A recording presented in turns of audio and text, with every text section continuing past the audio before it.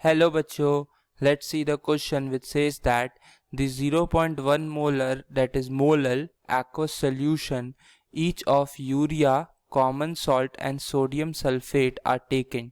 The ratio of their elevation in boiling point is. तो हमें question में दिया है कि जो 0.1 मोलर सोल्यूशन है यूरिया, कॉमन सॉल्ट और सोडियम सल्फेट का, उसका हमें बताना है what is the ratio of elevation in boiling point. तो इस क्वेश्चन को सॉल्व करने के लिए जो की कंसेप्ट लगाएंगे that is formula of elevation in boiling point. तो उससे हम डेल्टा टीबी से रिप्रेजेंट करते हैं।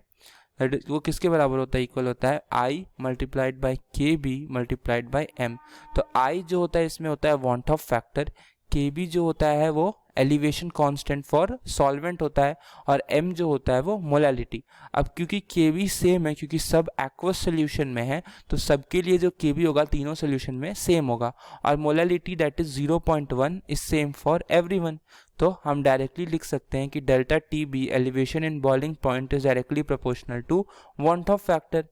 तो जो हमारा रेशियो होगा I का, वही रेशियो हो जाएगा हमारा एलिवेशन इन बॉइलिंग पॉइंट का। ठीक है, तो अगर हम I देखें तो I ऑफ यूरिया जो होगा, क्योंकि यूरिया एक नॉन इलेक्ट्रोलाइटिक सोल्यूशन है तो वाटर में जाके ब्रेक नहीं होगा, इसी के लिए I 1 हो जाएगा। कॉमन सॉल्ट हम लोग NaCl को डिनोट करते हैं, जो कि वाटर में जाके Na प्लस और Cl माइनस में ब्रेक हो जाता है। ठीक है, इसके लिए जो इसमें वांट ऑफ फैक्टर आएगा वो आएगा 2।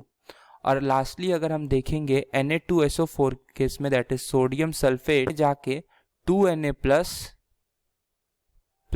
1SO4 2 माइनस देता है, तो इसका वांट ऑफ फैक्टर आ जाता है 3। तो इसका जो रेशियो आ रहा है वांट ऑफ फैक्टर का that is I1 I2 I3 वो आ रहा है 1:2:3। ठीक है, तो वही हमारा रेशियो आ जाएगा डेल्टा टीबी का, डेल्टा टीबी 1 2 डेल्टा टीबी 3, ये हमारा आ जाएगा सिमिलरली 1:2 ऑफ द क्वेश्चन। तो अगर हम ऑप्शंस देखें तो c option will be the correct answer of the question. Hope you understood it well. All the best.